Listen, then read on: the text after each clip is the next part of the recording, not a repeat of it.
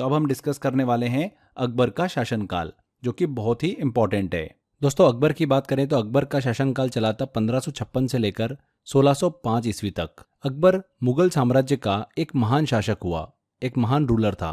1542 को अमरकोट के किले में अकबर का जन्म हुआ था। उनके पिता कौन थे? हुमायूं थे। और माता कौन थी? हमीदा बानो बेगम।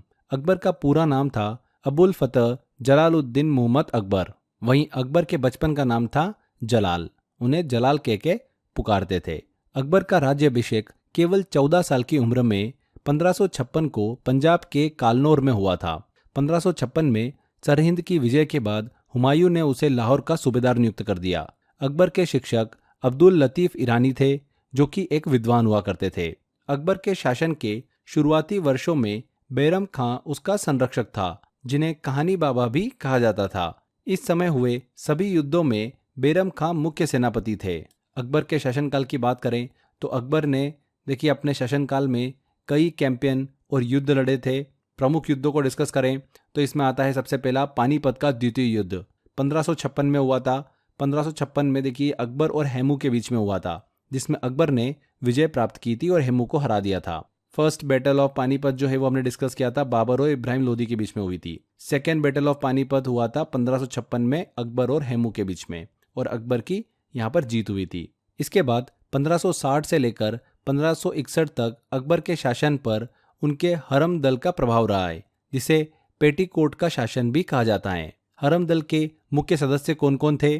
धाय माहम, जीजी अनगा, अदम खां, मुनम खां और शिहाबुद्दीन अहमद खां। इसके बाद 1561 में अकबर की सेना ने मालवा के शासक बाज बहादुर को युद्ध में पराजित किया। इस युद्ध में अदम खां ने नेतृत्व किया था। 1564 में बाबर मध्य प्रदेश के पूर्वी क्षेत्रों में स्थित गोंडवाना पर विजय प्राप्त करता है। फिर आगे चलकर अकबर चित्तौड़ पर आक्रमण करता है 1567 में। 1567 में अकबर ने मेवाड़ के शासक राणा उदय सिंह को हराकर चित्तौड़ पर कब्जा कर लिया था। 1568 में अकबर ने रणथंभौर पर आक्रमण किया और चौहान राजपूतों की हाड़ा वंश को हरा दिया।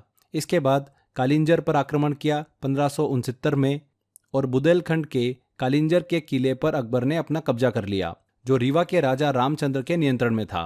इस युद्ध के बाद में राजा रामचंद्र ने अकबर को प्रसिद्ध संगीतकार तानसेन को भेंट किया था, जिन्हें अकबर ने अपने नवरत्न में शामिल किया और कंठाभरण वाणी विलास की उपाधि भी दी। इसके बाद आगे बढ़ते हुए 1572 में अकबर ने गुजरात अभियान चलाया।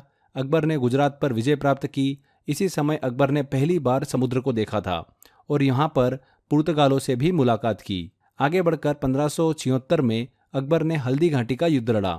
बहुत ही खतरनाक युद्ध हुआ था। 1576 को अकबर और महाराणा प्रताप के बीच में मेवाड़ की भूमि पर हल्दी घाटी का युद्ध लड़ा गया।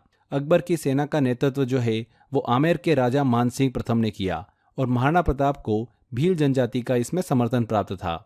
इस युद्ध के बाद में अकबर ने मेवाड़ पर अधिकार जो है वो कर लिया था। आगे चलकर 1586 में अकबर ने कश्मीर और 1591 में सिंध पर अपना अधिकार कर लिया।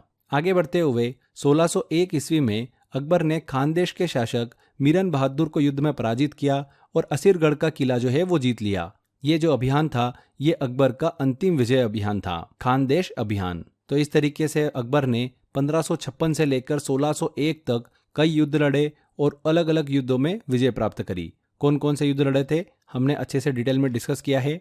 आगे देखिए, मुगल सम्राट अकबर के कुछ महत्वपूर्ण कार्यों को हम डिस्कस करते हैं। तो अकबर ने अपने शासनकाल में कई ऐतिहासिक कार्य किए, जिनसे भारतीय समाज और प्रशासन में महत्वपूर्ण बदलाव जो है वो देखने को मिले।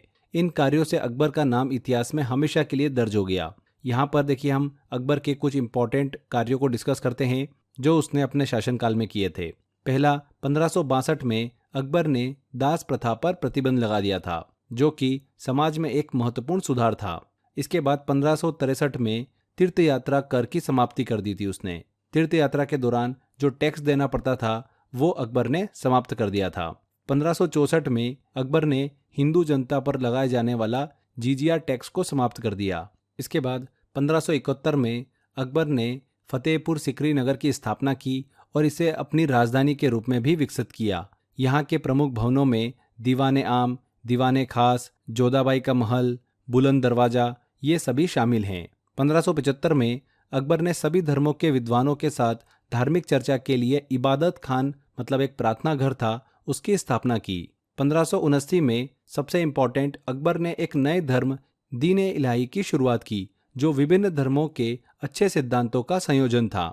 इसके अलावा 1585 में अकबर ने अपनी राजधानी को फतेहपुर सिकरी से हटाकर लाहौर में स्थानांतरित किया। तो ये हमने अकबर के अपने शासनकाल में उसके द्वारा किए गए महत्वपूर्ण कार्यों को डिस्कस किया। आगे बात करते हैं अकबर के शासनकाल में 9 रत्न थे। 9 रत्न क्या है उनको हम डिस्कस करते हैं। अकबर के दरबार में 9 प्रमुख सलाहकार थे बेसिकली, जिन्हें नवरत्न के नाम से जाना जाता था। ये सभी अपने अपने क्षेत्र में बहुत ही निपुण थे और अकबर को बहुत ही महत्वपूर्ण सलाह जो है वो प्रोवाइड करते थे। इसमें से सबसे पहला नाम आता है बिरबल का। बिरबल का वास्तविक नाम क्या था? महेश दास था। ये हास्य और बुद्धिमानी के लिए बहुत ज्यादा प्रसिद्ध था। दूसरा टोडरमल, राजस्व और वित्त मंत्री फाइनेंस मिनिस्टर के रूप में ये अकबर को सलाह देते थे, जिन्होंने 10 साल बंदोबस्त की शुरुआत भी की। तीसरा तानसेन, सबसे इंपॉर्टेंट महान संगीतकार और गायक थे। चौथे नवरत्न थे इनके अबुल फजल। इन्होंने अकबर की आत्मकथा अकबरनामा लिखी थी। इसके अलावा आइन ए अकबरी के लेखक भी हैं। अकबर के 5वें रत्न थे फैजी, अबुल फजल के भाई और प्रसिद्ध कवि थे। छठे थे मानसी, जो कि अकबर के सेनापति और अकबर के विश्वास पात्र साथी थे। 7वें थे अब्दुल रहीम खाने खान, जो कि प्रसिद्ध कवि और विद्वान थे। 8वें थे मुल्ला दो प्याजा, हास्य और बुद्धि के लिए बहुत ज्यादा प्रसिद्ध थे। एंड 9वें रत्न थे फकीर अज़ियुद्दीन, धार्मिक और आध्यात्मिक सलाहकार थे अकबर के। तो ये अकबर के 9 रत्न थे जो हमने डिस्कस किए। इनमें सबसे इंपॉर्टेंट ध्यान रखिएगा बिरबल, टोडरमल, तानसेन, अबुल फजल, मानसी और मुल्ला दो प्याजा।